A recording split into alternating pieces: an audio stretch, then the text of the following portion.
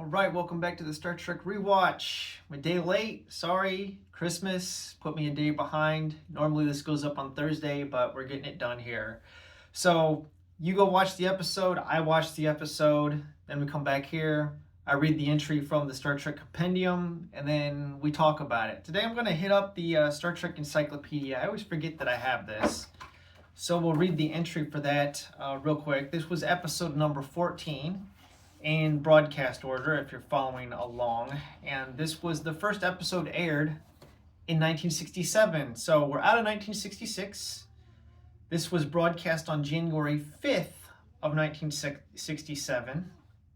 The teleplay for this one was written by Oliver Crawford and S. Bar David. The story was by Oliver Crawford. It was directed by Robert Gist.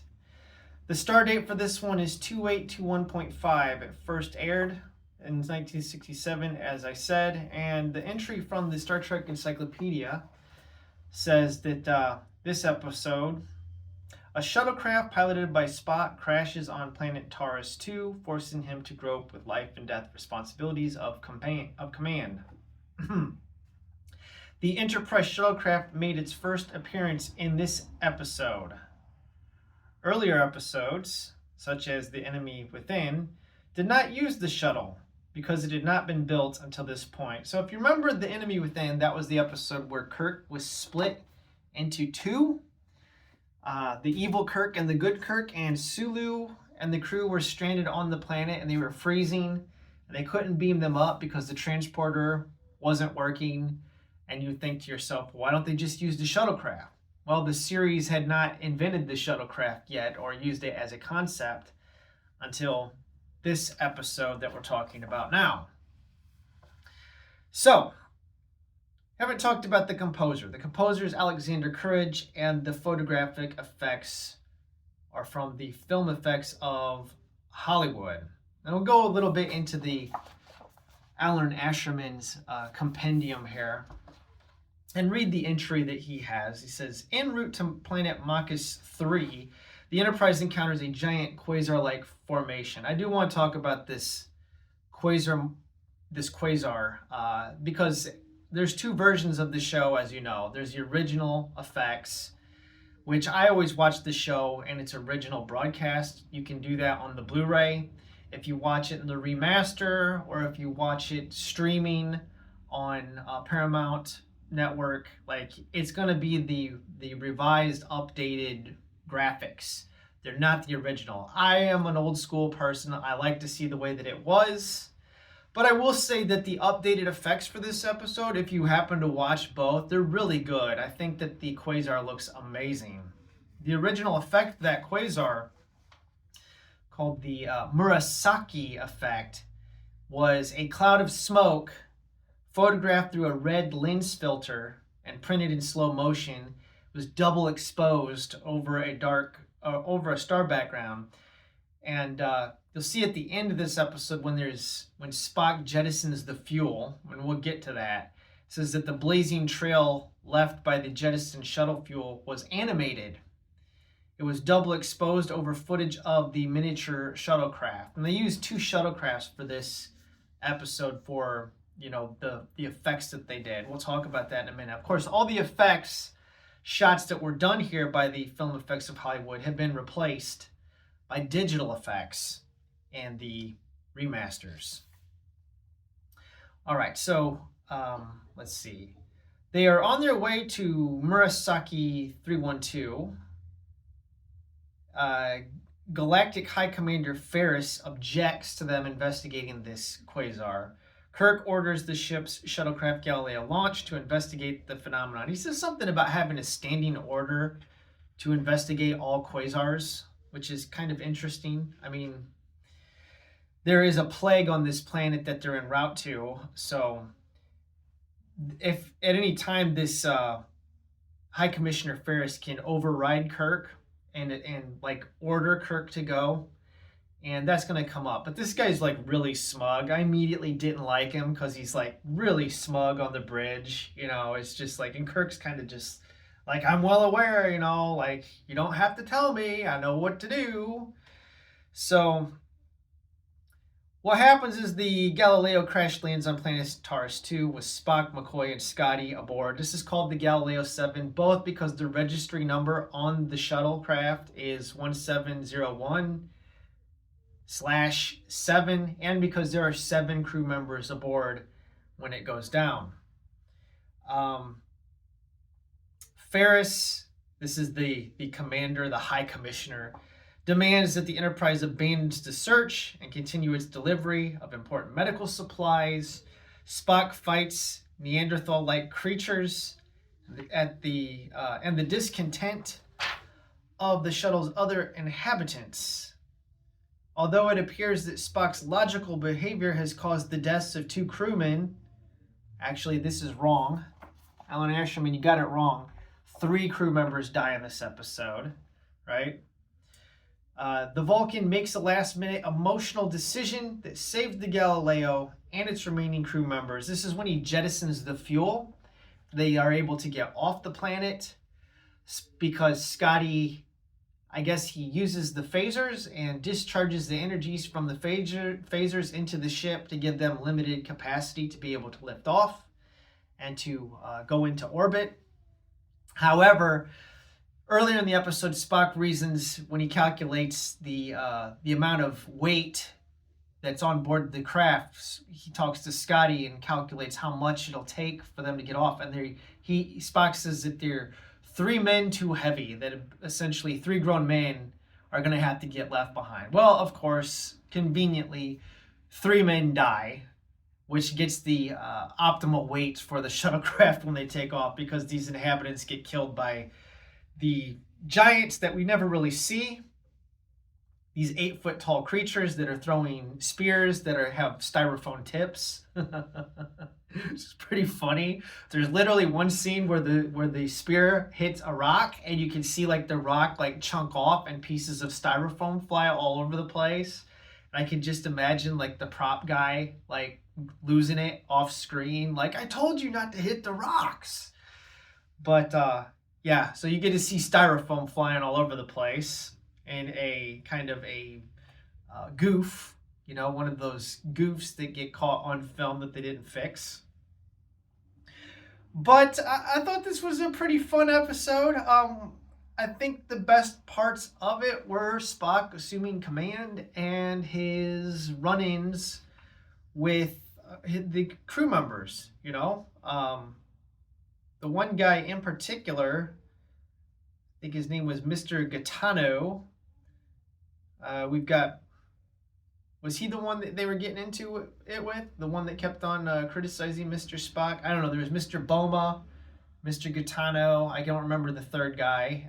We had a replacement crew member here because, as you know, Grace Lee Whitney has been written out of the show at this point. So Yeoman Rand is gone, sadly. We will not see her again until Star Trek The Motion Picture. But there's a pretty sad story behind that. It came out years later. Evidently, Grace Lee Whitney was sexually assaulted by a producer on the show. She talks about this in her memoirs. She never names them by name. It says who it was, but there's been speculation about who it was, and a lot of people think that it was Gene Roddenberry, the creator of the show. Now, that's allegedly. I don't know. I'll just put that out there. So she was written out of the show. Clearly, she was supposed to have a bigger role than she ended up having in the series, and I think it's unfortunate because I thought that Yeoman Rand was a pretty great character. But she is written out, and the role here falls to Yeoman Mears, which was created to replace Yeoman Rand. And it says that the revised blue script that was from September 13th of 1966 contains a notice that Rand has been changed to Mears. So all of her parts were written out.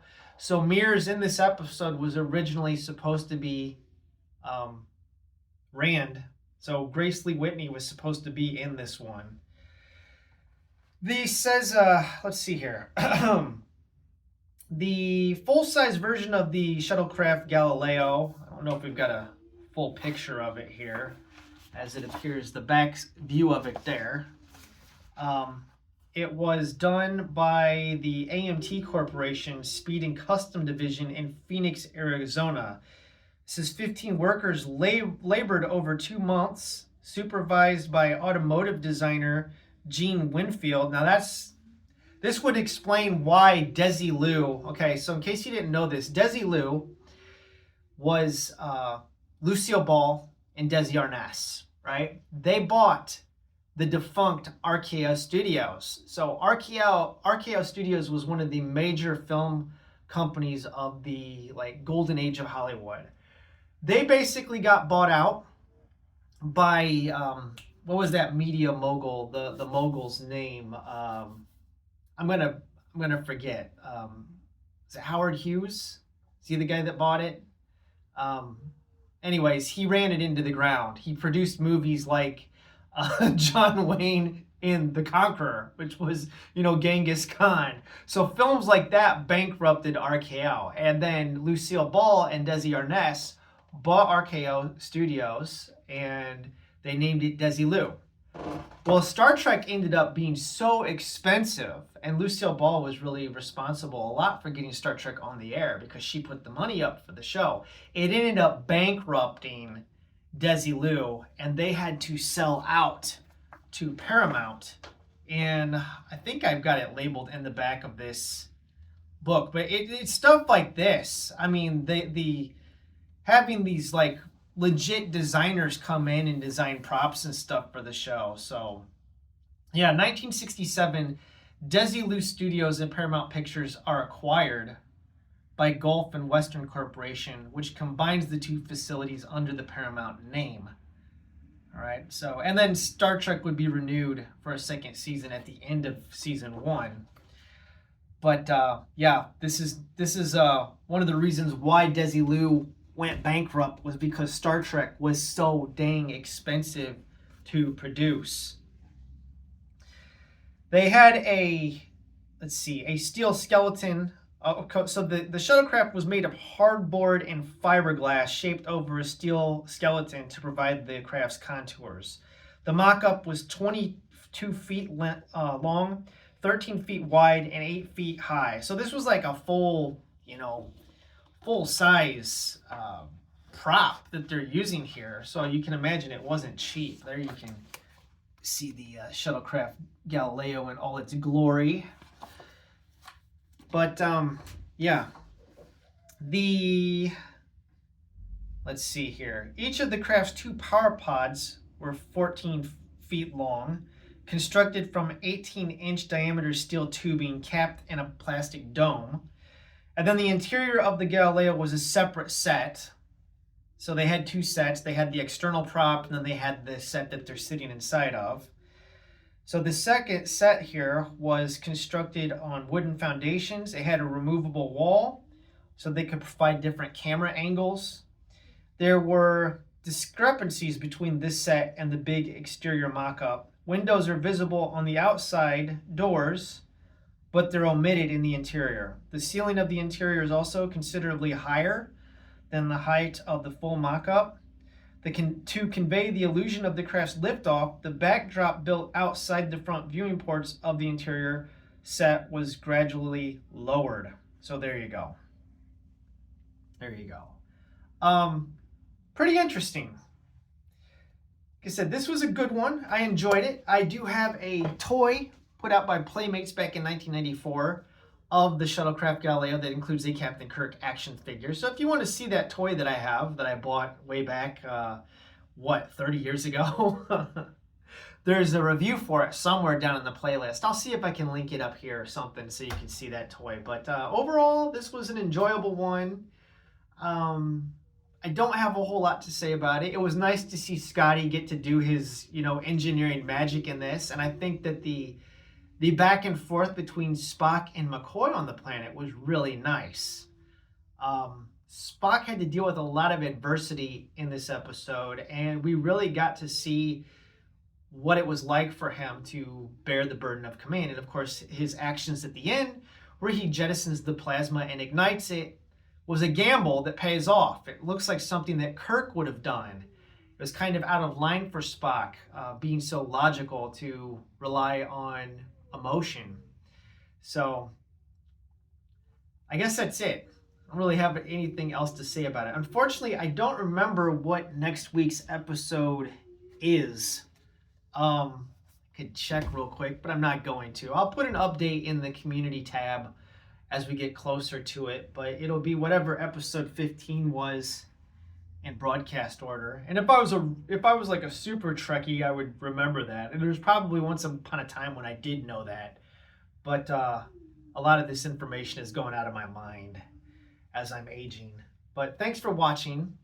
Let me know your thoughts on this one. Where does it rank in comparison to others in the series? I still think we're getting like really good quality episodes here. We haven't ran into any real stinkers yet, other than Miri. I didn't care for Miri, but that's really the only one I can single out and say, yeah, this one was just not fun for me to watch. The other episodes that we've watched thus far, I've really liked all of them. So even Miri had its moments that I thought were funny, you know. So yeah, I guess that's it. Thanks for watching.